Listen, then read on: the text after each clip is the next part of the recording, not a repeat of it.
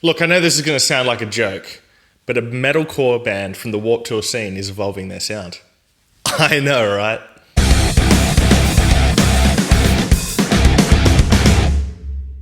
Hello everyone and welcome back to my channel today. My name is Christian and today we're here to talk about the fourth studio album from Of Mice and Men. It is titled Cold World and I was so excited for this record. I loved their last record, Restoring Force. I've actually loved every record Of Mice and Men have done, and the thing that I've liked about Of Mice and Men more than anything is that no record sounds the same as the last one. On the last record, Restoring Force, they had a lot of different influences going on, but it was also radio friendly, had a lot of Linkin Park feel to it, as well as still incorporating those heavy elements that they had on The Flood, which was a lot heavier, a lot more brutal, and a lot more aggressive. And so going into this record, I didn't know what to expect. And then they released Pain, which sounded like an amalgamation of Korn, Slipknot, and Marilyn Manson, and I loved it.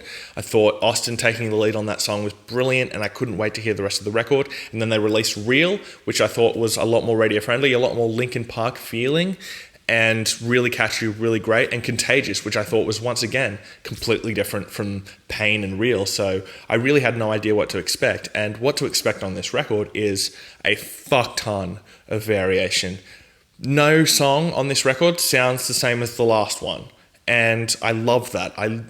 If anybody's been watching my videos for any amount of time, you know that I love variation on a record, and when I listen to a record that's kind of the same thing over and over again, I usually give it a low score. So having this much variation on a record while still making everything sound like it fits together is such an achievement, and I love this record.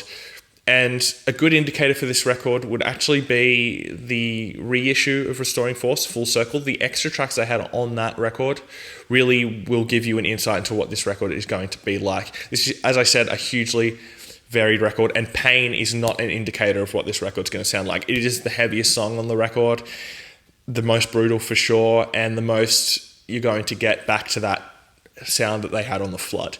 Game of War opens up this record very interestingly. It's a very somber introduction. There's not really any guitar going on, and it's just basically Aaron singing in a lower register, which I like from Aaron. I really like his lower register, and it's a 4-minute song.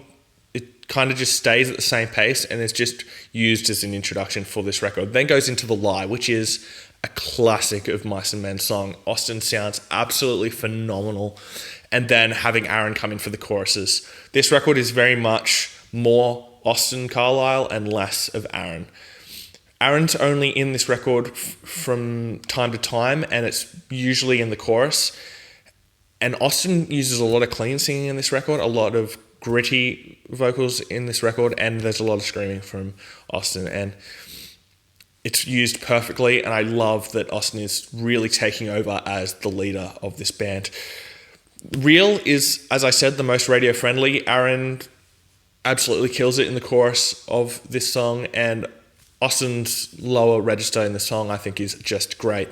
Like a Ghost is a really interesting song. The verse that is in this record reminds me of something that Porcupine Tree would do.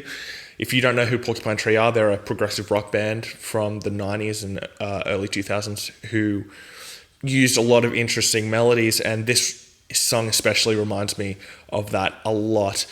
There's lots of experimentation on this record. As I said, no song sounds the same as the last one, but they use a lot of different influences throughout this record, and it really shines through how good they are at doing a lot of different things, and I like that they've gone in that direction.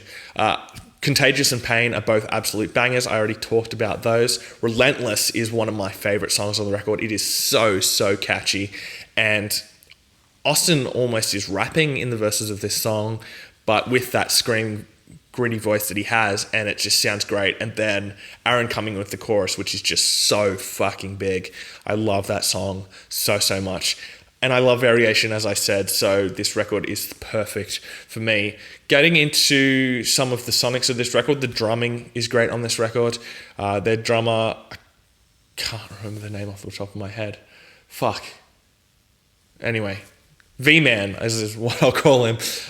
He's great on this record, plays the exact right beats at the exact right times, and really does a great job. The guitar playing is really good. There are a lot of catchy riffs going on. big riffs, and even some riffage that's from different styles of music. Down the Road has a really country feel to it in the main riff, which is really cool actually. And it's not one of my favorites on the record, but it is still a really, really good song. Overall, it's a really great record. I love that, as I said, Austin is taking over the lead vocals a lot more than Aaron. Aaron has that typical metalcore voice, and if he sings more than is needed, then it does become wearing. But Austin has such a great he has a voice that nobody else has, and it's what makes Of Mice and Men what they are. And so having him be at the forefront for the majority of this record is really, really cool. My top 3 tracks are going to be The Lie, Relentless, and Pain. I'm going to give the record a 4 out of 5. Definitely go and check it out as it comes out this week. Thanks for watching my video today. Please hit subscribe down below, and I'll see you next time. Fresh Currents.